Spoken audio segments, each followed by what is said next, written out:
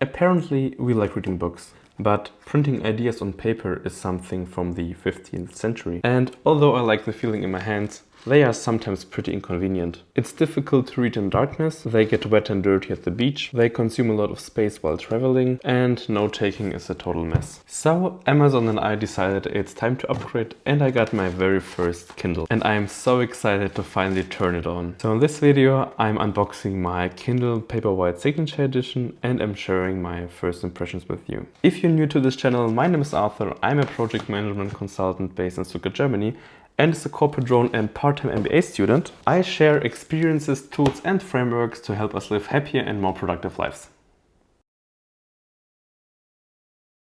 So let's get rid of this brown packaging. Since years, Amazon made it pretty easy to open these packages. Where it is? Oh, there is it. Nice. So the Kindle comes in a very narrow blue packaging, showing the Kindle on the front and yeah, some details in the back. Here we also have the new features from the 11th generation. So we have a 6.8-inch touch display with 300 pixels per inch. It's also waterproof, so you can take it to the beach and clean it afterwards. It now also has a adjustable warm light that the Kindle Oasis had before. And as this is the Signature edition, it also has wireless charging and the 32 gigabytes of storage. Yeah, and to open this box, I can just pull off this blue tab on the side. And let's pull it out. We are directly welcomed with the Kindle, and yeah, there's nothing in the box anymore. Let's put it first aside. And on the bottom of the packaging, we have some quick start guides explaining how, to charge a Kindle. I think, oh, nice. So apparently you can charge it either with a basic USB-C cable, which is also provided in the box, or any other Qi wireless charger. Yeah, and that's it. No power plug. And I think that's totally fine. I have so many of them at home. Now let's get to the Kindle. Yeah, it already feels pretty nice, but unfortunately it's wrapped in plastic, and personally I would have loved to see a paper wrap around it or even no additional packaging like Apple is doing it. But yeah, further plastic waste. Let's pull it out. Oh, nice. At the first glance it feels pretty premium. It fits perfectly in my hand, and although it's completely out of plastic.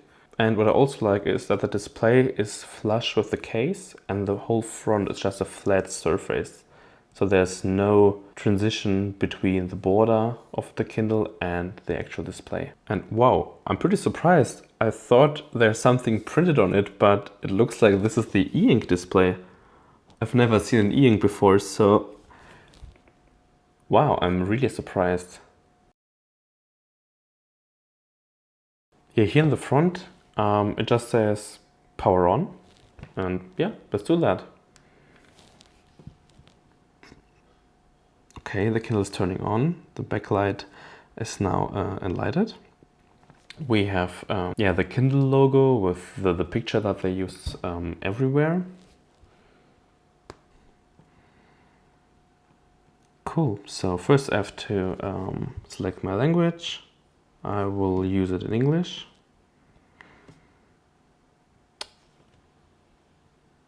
Okay, I cannot select Germany as my region for correct format of dates and time. So yeah, I will do that in German.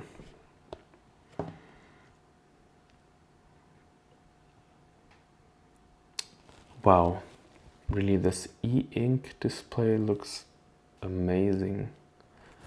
I'm not sure that you can see that, but it really looks like paper. Yeah, so roughly after 1 minute, the Kindle is up and running and asks me how I want to set it up. I can either do it directly on the Kindle or using my app on the phone. As my phone is the second camera that I'm using there, I will just do it directly on the Kindle. So first I have to connect it to my Wi-Fi network. What was... What? Hello, Arthur? I just connected to my Wi-Fi. How do they know that it's mine? Probably like the serial number is maybe linked to my Amazon account already. Yeah, so now I just have to paste in my Amazon password and no email is required. So our authentication is now going on. Let's wait some minutes. Hello Arthur, welcome to your new Kindle Paperwhite. You are logged in and connected to a Wi-Fi network. Next. Now it tells me that I can download the Kindle app, which is strange because it is downloaded already. So I just say no thanks.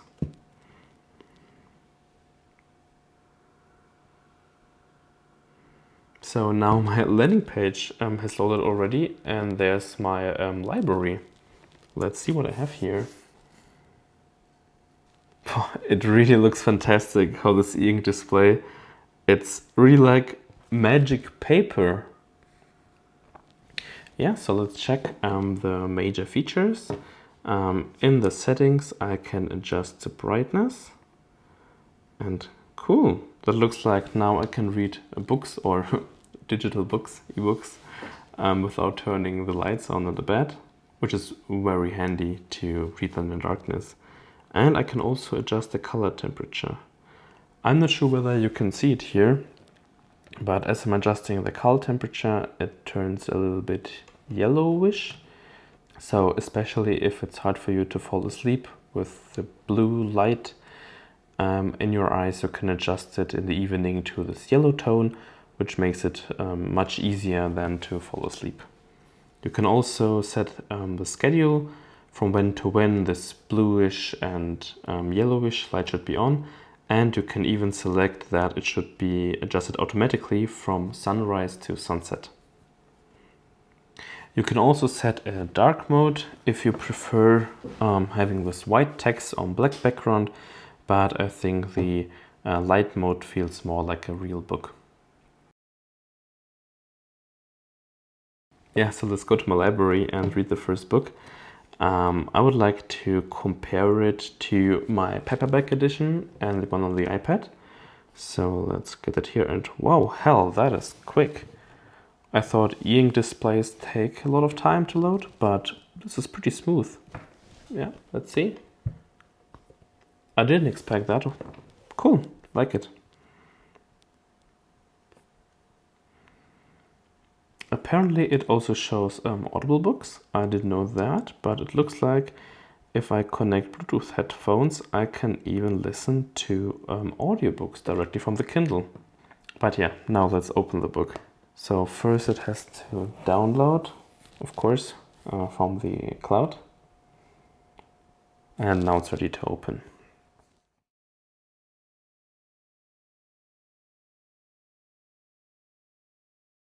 Yeah, so as this is the first time I'm using Kindle, I'll be presented with a quick start guide. So it tells me where I should tap on to read to the next page or to the previous one, and how to open the functional tab. Cool. So here on the right, I can just open the next page, on the left, the previous one, and on the top, I'm opening the menu. Here I can go to the gallery view and navigate through the book. And yeah, that feels pretty smooth. Maybe let's compare a page about smart goals. Wow, it's truly fantastic to have, yeah, a whole book in my palm, and not just one, but so many. But yeah, let's compare it to the actual book.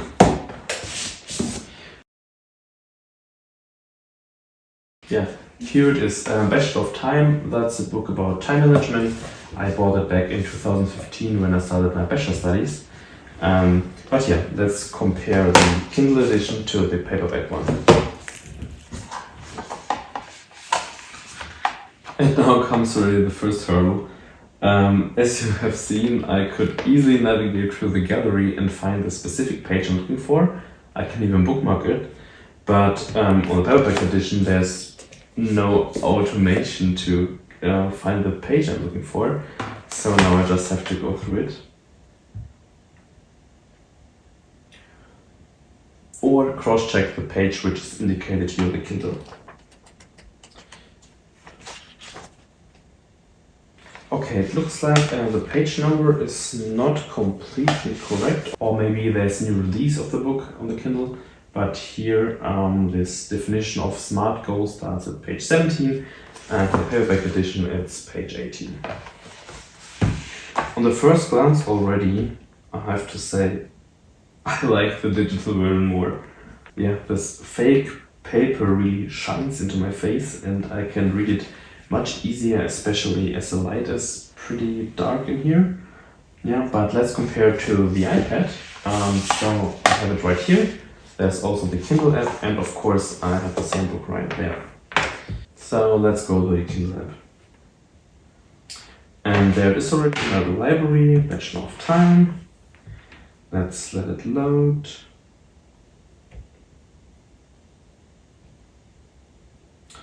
Open the gallery and navigate to the same page so I can compare it much better.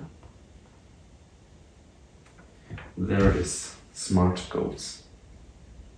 Yeah, and already at the first glance I can see the difference. Here it looks like looking at a screen, which basically is a screen. On the book it's a non-lighted book, it's just paper, so it really depends on the light source you're using. And here in the Kindle, it really reads it much better as the text is backlighted and it just looks like a glowing book. So there's one thing I want to try out. On the Amazon app on my iPhone, it's not possible to actually buy an ebook. So I want to check whether it's possible on the Kindle directly. So let's go to the shop. And I'm looking for a book from my professor at the university, Caroline Notebaert, my professor for digital leadership.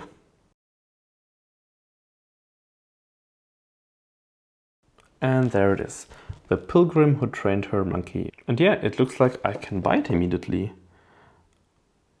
So let's do that.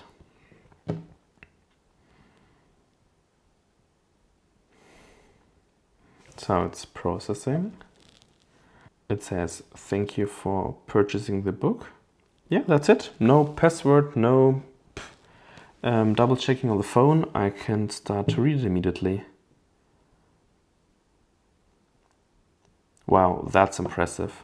So one thing I didn't like about hardcover books is this whole process of getting the books. I get many recommendations from friends or colleagues about specific books. They are all on my wish list on Amazon, but it takes the time to order them, to receive them, or to go to the shops. And here, yeah, I got the recommendation, and there it is, a new book in my palm. Yeah, so I cannot wait to finally read my books on the Kindle, and I'm pretty sure that I'm going to use it heavily in the next couple of days and weeks. So if you have any questions around Kindle and the user experience, then please let them in the comments down below. I'm going to do a detailed review about it after taking on vacation, to university, or just reading in bed. So the Kindle will be another essential I'm going to take with me when traveling for another MBA lecture weekend to Frankfurt. And if you want to know what I'm taking with me when I'm spending another lecture weekend on campus, then check out this video right there, in which I'm unpacking the box for you. Otherwise, thank you so much for watching and see you in the next video. Bye bye.